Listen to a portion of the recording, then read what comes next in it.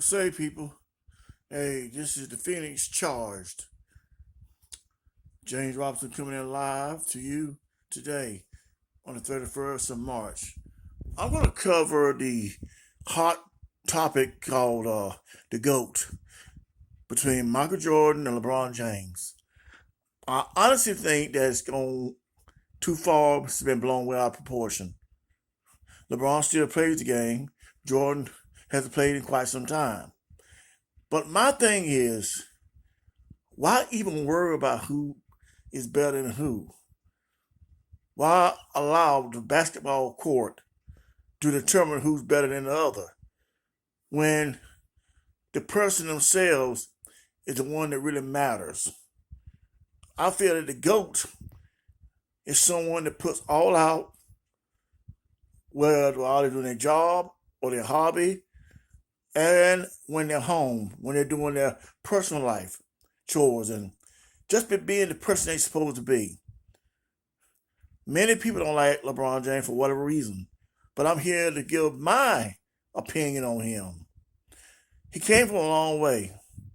A young man from Ohio, without a father being in his life. His mother raised him. He didn't go to college. He came to the NBA, a boy amongst men, and he's made a name for himself. Sure, there are things about LeBron that are not so well accepted, but in all, I mean, he does his job. And not only that, he stands up for things. He stands up for the community. He stands up for his people. He stands up for right and wrong.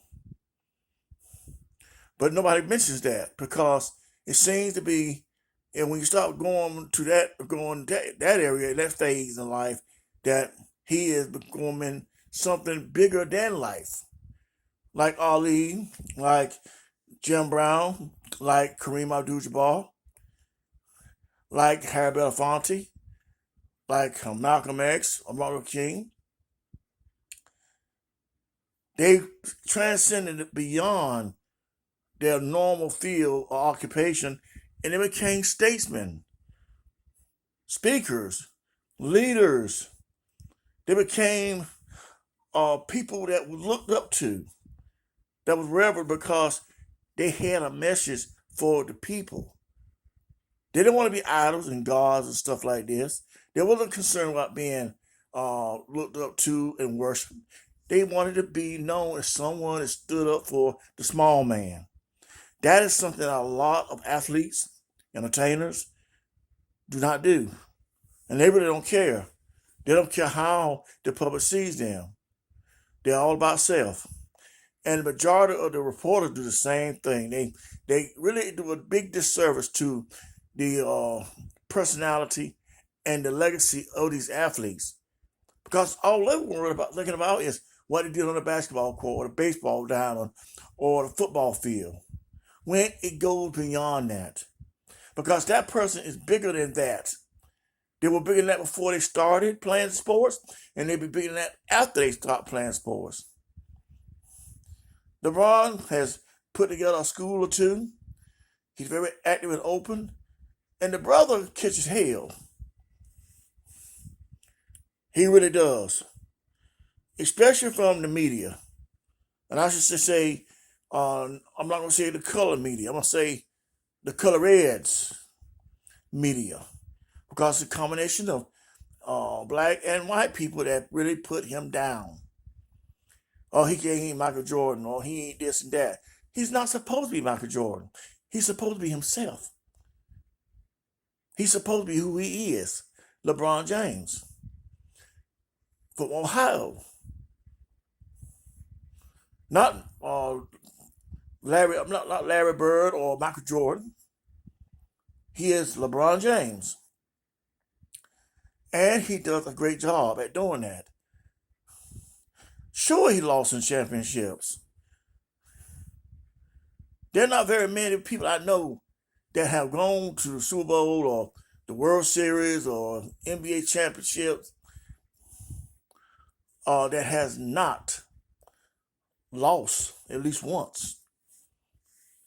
Tom Brady is 7-3. Could be Actually, Brady could even break even if you really want to know the truth, because there's at least 2 or 3 Super Bowls I know that he was supposed to have lost. I mean, legitimately lost. Okay? There are players that played on the Yankees.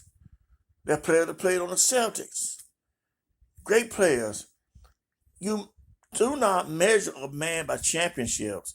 You don't measure him by scoring titles. You measure him by his character. You measure him by the influence that he left on people. Not leaving the influence that they felt good after going through a game. I'm talking about the influence of giving them something to work on. It's giving them something they can hold on to. Giving them something that will carry them through life. There aren't any more Michael Jordans out here. And most parents bring their kids up to say, well, you're going to be another Jordan. No, you're not. You're not going to be another Jordan. You're going to be who you are. And your parents and the rest of your family and society need to teach you and tell you as well that you're going to be who you are. We need to teach our kids to accept who they are. There's nothing wrong with having a role model, someone that you therefore emulate. Jimi Hendrix was my greatest hero in music. But I'm not Jimi Hendrix. Jimi Hendrix could play a guitar better to me than anyone ever. But I am not Jimi Hendrix. And Jimi Hendrix is not God. Michael Jordan came into the NBA, and Michael Jordan had a lot of things going his way. He went to a good college. He had a good coach. He had great teammates. He came in at the right time because the NBA at the time was trying to figure out how they're going to take the NBA out of the gutter. Yeah, they don't talk about that.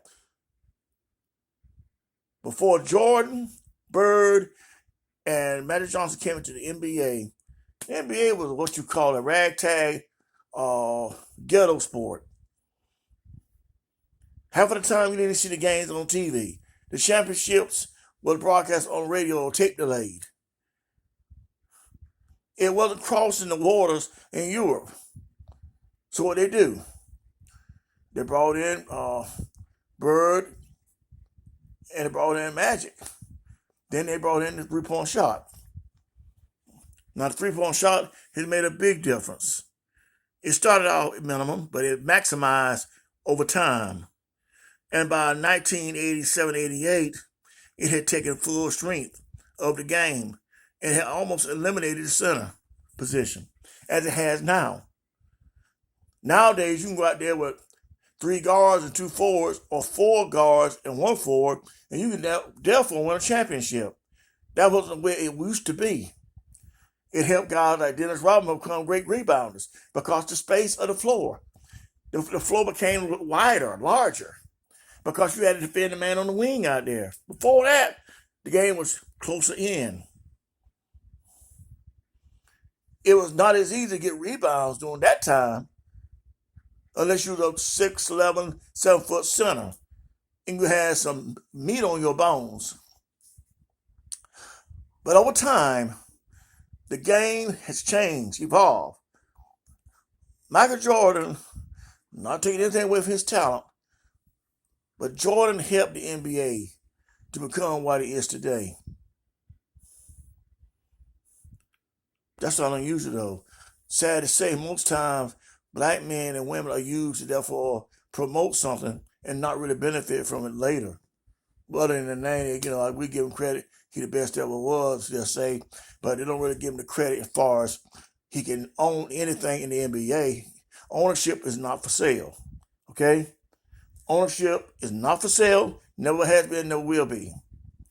Okay, so what I'm saying is this. In the game of basketball, there's deals, wheeling deals, checks and balances. Jordan didn't go against anything. Jordan was not political. He was not one of the type of people that roughed anybody fellas. All he wanted to do was play basketball, promote Nike, stuff like that, the Al Jordans. He sold shoes for an establishment, for an already rich establishment, and he made them even richer. Young boys and girls in the ghettos across America and other spots in the world were fighting, killing each other over these shoes. Okay? And at the same time, you had the international people coming in. The three-point shot. Welcome that, because most Europeans are very good at shooting long range. So by the time the Bulls started winning, it was all academic. You could have three men on the outside just standing there,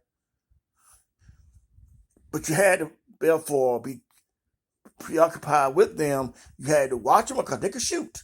So you couldn't leave them alone, or you'll get burned. It widened the floor out for the triangle offense.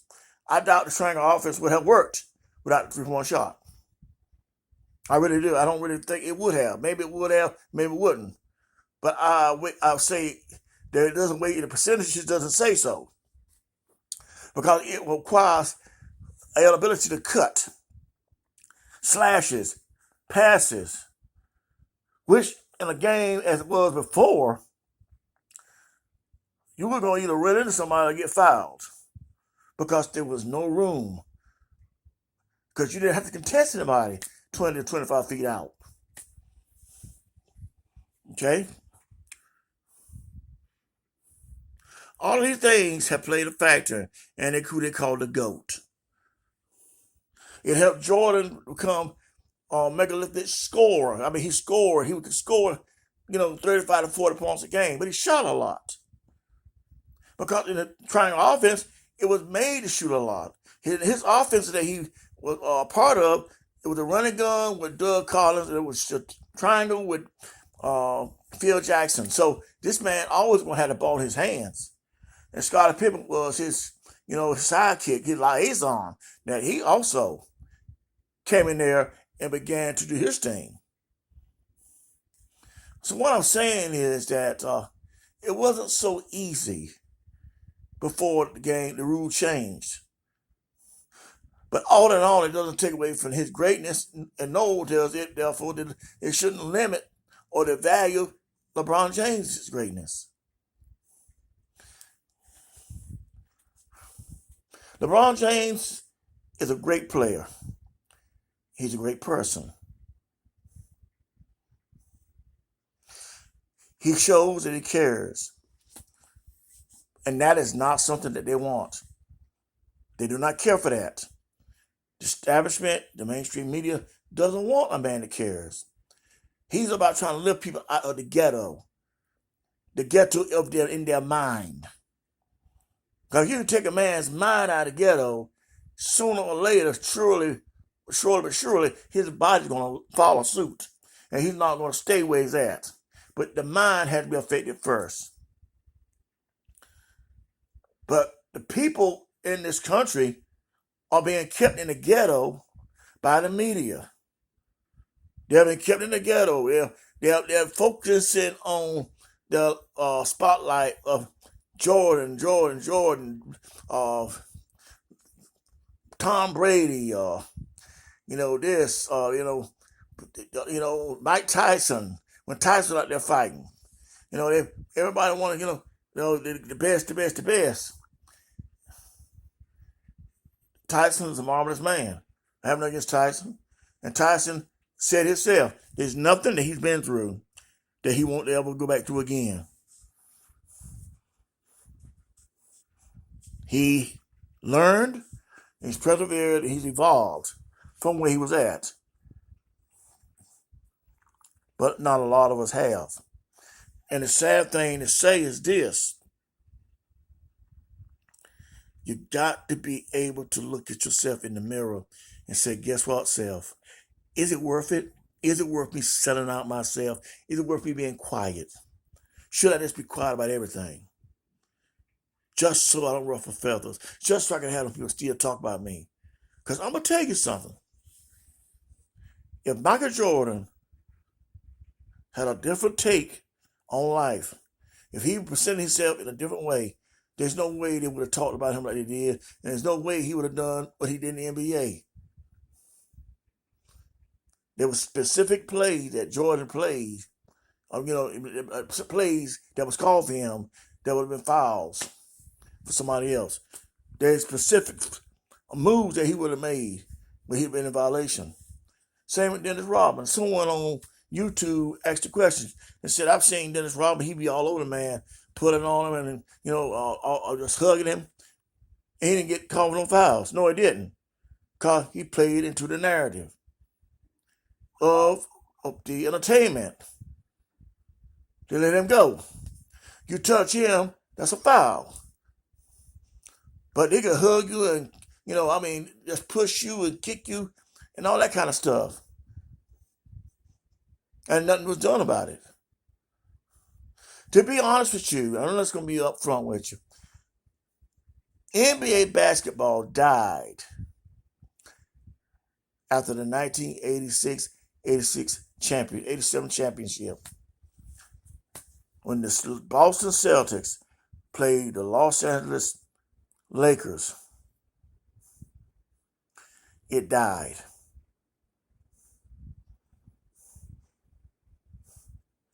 Sure did.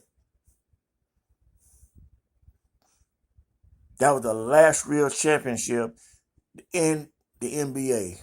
It really was. After that, everything started going downhill. I remember I watched it. I watched the whole series. The 1986-87 championship. That was the last one. After that, the game was basically despondent. There were no more centers in the league. I mean, Kareem was old, had been way past his prime a long time ago. He had no more left but his reputation. Robert Parrish was getting old. He was hurting. He had ankle issues and feet issues and stuff like that. Larry Bird's back was giving out on him. Magic had his own thing to do. I mean, a lot of other players had their thing to do. It just wasn't the same. And here the Cleveland Pistons, the Rough House, the Bad Boys playing basketball like you play football. So, I mean, it became a game of ratings. The ratings went up through the roof. The excitement went up through the roof, while the talent went down. Now, I know a lot of people are going to say, I don't know what I'm talking about. Believe me, I watch things and I observe whatever I watch. I never sit down and watch anything without taking notes, without analyzing it first. I listen to everything that the announcers say. Most of the things they say, and most people miss, I'm catching it. You'll be surprised at what you catch being said on TV. Because quite frankly, they don't think that American people got enough sense to realize anything anyway. They don't think that we know what 1 and 1 is, or we don't know what time it is, or we don't know right from wrong, or we can't differentiate between the truth and a lie.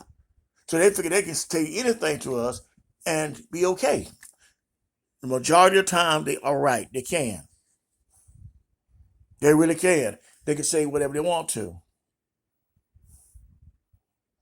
But anybody can sit down and watch LeBron James and tell it, yes, LeBron has things that he should be better at. I have myself gotten upset with him time and time again. For some time, like he give up. Maybe he gave up because his teammates wasn't putting out, or he got frustrated. Who knows?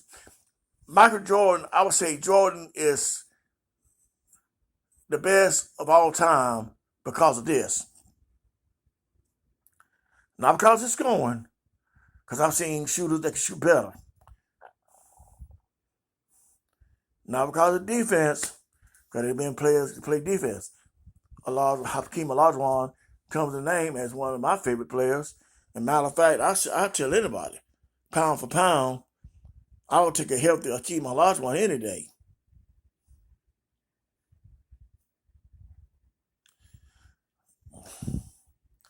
Jordan would be the all-time greatest based off of his tenacity and his dedication to playing every game as it was his last. That's what I'm saying. He played every game like it was his last. He was very dedicated to the sport. He was like Charlie Hustle in baseball to play for the Cincinnati Reds and the Philadelphia Phillies and the Montreal Expos. And a few other players. He was a hustler. He didn't want to lose. He was not about losing. Now, as far as him being 16 on the championships, they played Seattle, they played Portland, they played Phoenix, they played Utah, and they played the Lakers. Okay? The Lakers had Divac at center. Vlade Divac, by no stretch of imaginations, is a Hall of Fame center. Shawn Kemp was not a Hall of Fame center. Phoenix, I forgot who they had. I just showed you that the center they had was not that. Sabonis, might have been Sabonis. Utah with Mark Eaton. Well, matter of fact, you might well say Karl Malone played center. Because Mark Eaton was never a factor, even though he was 7'4". I mean, half those teams, if not all those teams, were undeveloped teams. The Bulls had 3 or 4 7-footers, maybe 5 or 6. And half of them took up space. So there really was no match. Those teams were not that good, not based off of yesterday's standards, not based on what other teams did before the three-point shot came in and implemented its powers of change. It was a game where, like I said, you had the guards and forwards. And the center, if he was there, he was just there. He had no say-so over what was happening because he did not have the skills. And not only that, the game had changed to the point where it was no longer needed. There was no longer a need for a center to play. It was because the three-point shot had removed him out of the way. He had taken his space, taken his place. He was a man out there on the wing. Your center went from being in the pivot onto the wing.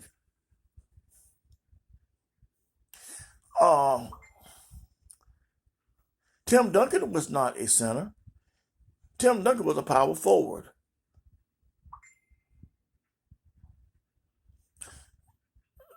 David Robinson was a center. And he was okay, but he was not no Kareem, and nor was he a Robert Parrish or Hakeem Olajuwon.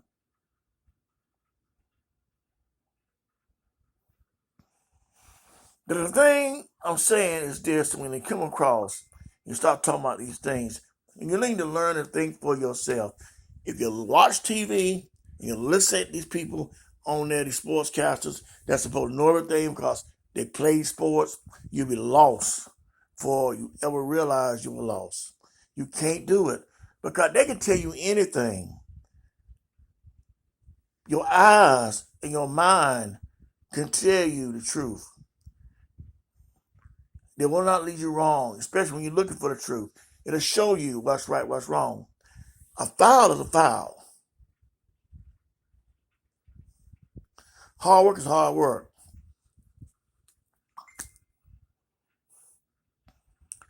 LeBron James will go down as being what he is, one of the greatest. Michael Jordan will go down as being what he is, one of the greatest. And I feel that's where you should always address these players. as one of the greatest to ever live. Not the greatest. Not the greatest. Because when you say the greatest, you transcending ages and eras, and you can't do it. They was talking about how Michael, what he do today in today's game amongst the guys playing down. They were talking about he averaged 40 to 50 points. That's bull. You can't tell what he would do. Because first of all, he was made for the era he played in. Second of all, if he was coming in nowadays, he would not be put in the same auspicious leadership or authority or influence of the stars. Okay? That makes a big difference. His anatomy would be different. That's based off of simple mathematics and physics. He will not be the same person. None of us will be the same person. We can't fit into another age. But based off of our ignorance, we'll believe anything these people tell us. Yes, they did it in this era, but another era is going to land somewhere else. And another era is going to land in something else, and something else, and something else, and something else, and something else. It's like with anything else. At one time, the Negroid man was a builder, a master of things. Today, he's not. That's because his age was different. He was at a different age. Age makes a difference. The ages that we're born in, they mean something. You can't transcend your age and go into somebody else's age. It doesn't work that way. It doesn't work that way at all. Jordan, of the 80s and 90s, was sensational, but Jordan belongs in the 80s and 90s. He doesn't belong in these years, these days right here. You can't put him in them days. He would just impossible. It wouldn't work. It wouldn't work in this lifetime because he's over the hill. And it won't work in another lifetime because in that case, then he never would have accomplished what he accomplished in that era. You see what I mean? You're trying to take him out of his era and keep him at the same time. He did this at that age. He gonna do this at that age. It's stupid. It's stupid. It's silly to think that way.